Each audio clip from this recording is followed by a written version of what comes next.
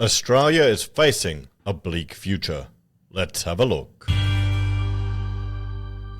Hello everyone, Florian here and welcome to another episode of HeiseSays. Get your hashtag not sponsored super cheap coffee and let's discuss the, last few decades of Australia and our future. Now, depending on who views my channel, many people will criticize me of having an overly positive opinion of the economy or an overly negative one.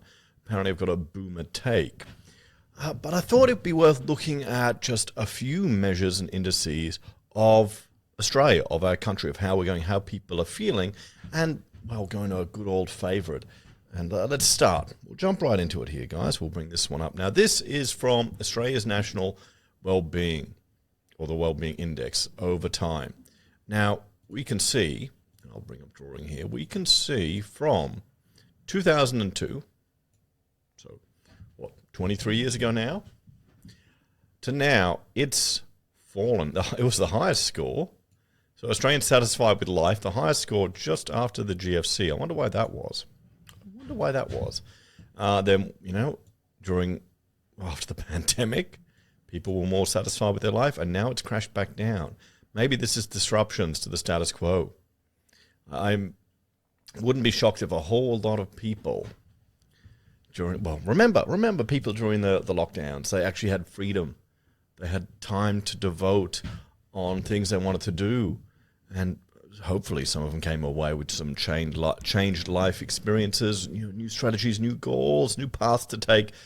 But it doesn't look like it. It's we're still close to the lowest score. This is 2023. I can't imagine it's much better. Y-axis shows the strength of satisfaction out of 100.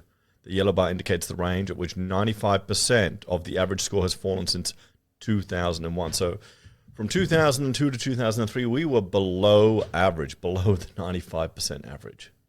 So it just shows you there's obviously a trend. We'll get the ruler out here as we do. Trend of it going, if we chuck a line down the middle, going down. So people aren't happy. They're not satisfied with life in Australia. And Australia's a pretty bloody good country. But here you go. Maybe that's just my boomer-esque take. Satisfaction with the nation remained below the normal range, close to the record low measured in 2022. Now, there's another one. This is from the same publication or the same research report. This is the satisfaction with the economic situation over time, again to 2023. And we can have a look here. It's even steeper. Well, there you go. You've got the 16th year of stable growth, the highest score, and then the GFC crashed down and up, down, up, down, up, down. Then the second year of the pandemic, it shot up. Satisfied with the economic situation. How can people be satisfied with the economic situation during the pandemic? You know why? It's because they got free money. People got wage keeper, job keeper. People were handing out money to people left, right, and center. And there you go. They were satisfied. It's almost like not having to worry about your income or your job. It's a path to being satisfied. And there we go. Interest rate hikes began, and it just crashed down. People aren't satisfied with the economy. Now, in my area of Brisbane, it's just going crazy. There's construction work happening everywhere. Everyone I'm talking to is busy. But how long will that last? And that's just only a small subset. Is that occurring everywhere? We saw yesterday in the previous video about the turnover of businesses is falling by 0.1% month on month. Compared to the previous year, it's doing much better. But, this would be also a bit quantitative as well. Well, no, qualitative. It's a quantitative measure of a qualitative figure. The people's feelings, how they feel, are they satisfied with the economy? This isn't a hard science. This is a bit soft. There's a bit of psychology in play here. And it just depends on people that you're talking to, on how they're doing. Do they have enough money to pay for all their expenses? Are they having to struggle a bit more to pay for their mortgage? Are they finding it impossible to get into a house? And let's have a look here. We'll look at the obvious one. And this is housing. The Housing Affordability Index, this is from the Dallas Index, US data, but it shows us just the skyrocketing rate of housing affordability and how unaffordable it is. So you can see, the real house price index, it's just shot right up. I think 100 is 2002 or 2003. There you go. Boom, boom, boom, boom, boom. We're sadly in a situation now where I saw another article where a woman in her 30s, early 30s, was complaining about not being able to afford a house. She had she couldn't put a tax bill in to get the first homeowner's grant because she had some shares and she needed reporting for months later. And they're reading it and I'm just thinking, hasn't she learned? Why hasn't the media cottoned on? You need 2 people to buy a house. You can't have one person buying a house anymore. Those days are long gone, everyone. You need a couple to buy a house. It's comparing housing affordability has to be tagged against household income. Now, back in the olden days, you'd have one person working in a house. Traditionally, it would be the man as the breadwinner, and the wife would stay home and raise the family and keep the house. That's the old school way of doing it. Nowadays, you can do it. Well, nowadays, you don't really have a choice. That's a luxury, having one person stay at home and another person be the primary breadwinner. Pretty much, most people have to both work. And it's not really a choice anymore. It's the benefit of women entering the workforce was, the financial rewards of that were reaped by previous generations. They got the purchasing power advantage compared to other couples where only one would work. But that's disappeared now. It's the status quo. Everything's priced for 2 people working in a household. Housing is priced based on that.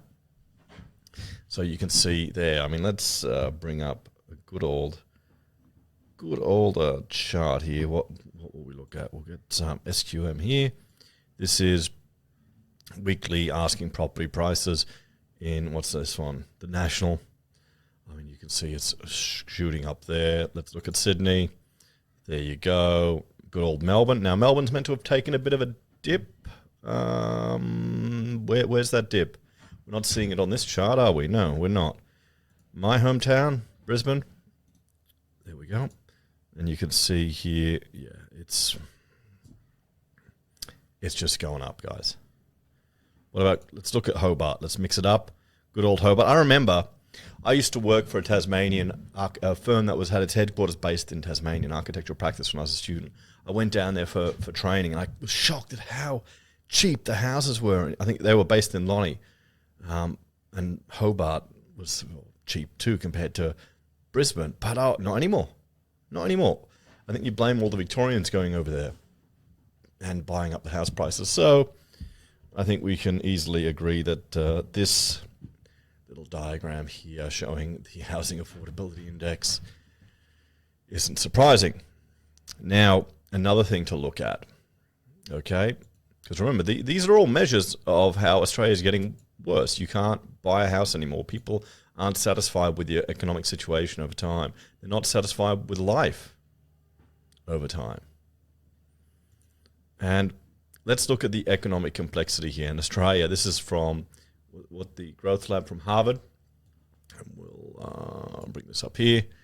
This is showing, let's have a look here. We'll bring Australia in. Now, prepare yourself for countries that are doing worse than Australia or better than Australia. What Australia is doing worse than. We're at 105. Now, I haven't looked at this for a few years. We've gone down. Since 2020, we've gone down from 86 to 105. If we go back to, 2000, we were at 71. Okay, so our economic complexity has dropped significantly. Let's have a look who's right above us here. Botswana has a greater level of economic complexity than Australia. Panama has a great... Look at that fall from Panama, that crash, and it's still more complex than Australia. Zimbabwe. Oh, sorry, sorry. Zambia. Where's Zimbabwe? It better not be higher than us. Mozambique, Zimbabwe, come on. Oh, good. 129. There you go.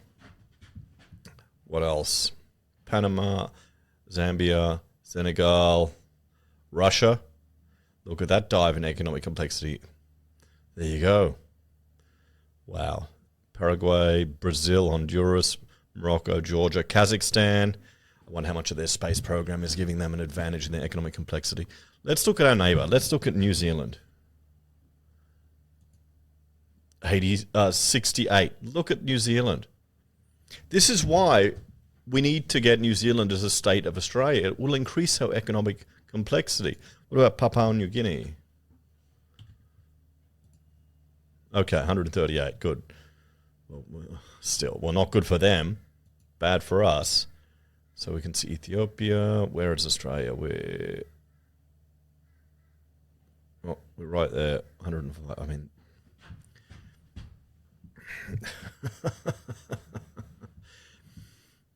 There you go, everyone. That's I haven't looked at that in a few years, and I know there's a few other approaches to this, but the trend is the same. It's falling. It's falling because we're not. What's the most advanced things we're producing? What is it? Vaccines and medical products. A lot of our economy is real estate, tourism, education, and what else? Mining natural resources. So the economic complexity is crashing down. So let's have a chat about these issues, guys, okay? So Australia, I'd make the argument, all the indices we've looked at here are showing that things are getting worse. The national well-being has fallen down. Satisfaction with the economy is falling down. Housing affordability, it's changed. You now need 2 people to work. You need to put your kids in daycare and have strangers taking care of them. That's another video we need to talk about. You've got a crashing economic complexity where we're on the level of some African countries. Okay, so all these people who are making jokes about the third world, I wouldn't, everyone. You need to be a bit more humble. Our country isn't that advanced with regards to economic complexity, at least not according to this index. You've got a country where we're property obsessed. Everyone is property obsessed. There's shows about property obsession. It is smarter, as much as I hate to say it, it's smarter to invest in property, reap the rewards of that, ride the merry-go-round up like everyone else, than it is to start your own business.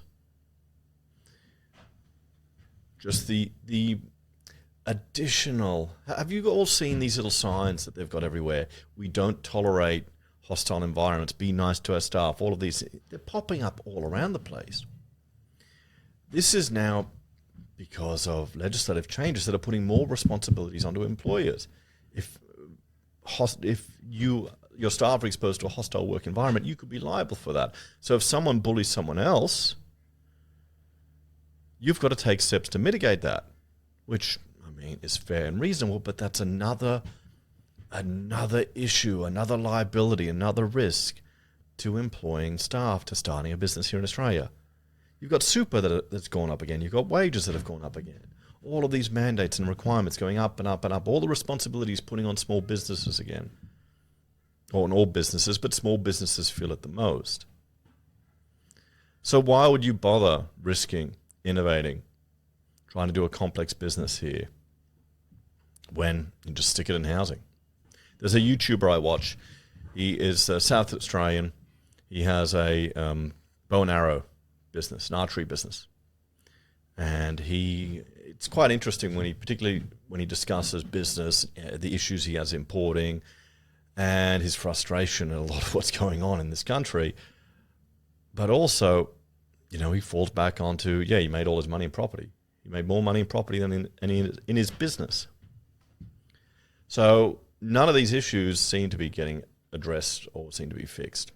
My concern is we're going to see a continued decline in our economic complexity, a continued surge in the unaffordability of housing, people's satisfaction with their quality of life, and with the economy is going to continue to reach record lows.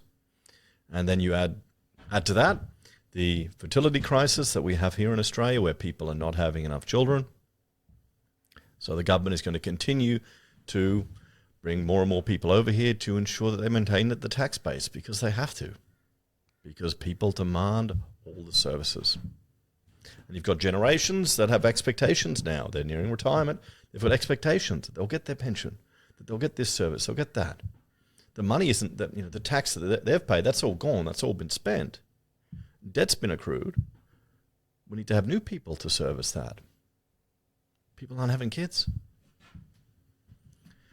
So, I mean, that's a rather depressing take when we look at these things. I try and have, contrary to the number of flames I have on my thumbnails, I tend to have a more positive outlook of Australia. There's a lot of benefits living here, but there's some frustrations as well. It wouldn't take much to turn things around, but I'm just looking at this chart here. I've got it up here. We went from 71 in economic complexity down to 105 in 23 years. Well, we'll be in the next 23 years. Where are we going to find the business people here in Australia, a country with the tall poppy syndrome, to really lift, innovate, strive? Look at the top businesses on our stock exchange, banks and mining companies. Compare that to the US. Compare that to more innovative countries. Yeah, I suspect we're in for challenging times, particularly competing on a global scale. Let me know your thoughts and opinions on this one, and I'll see you all next time. Bye for now.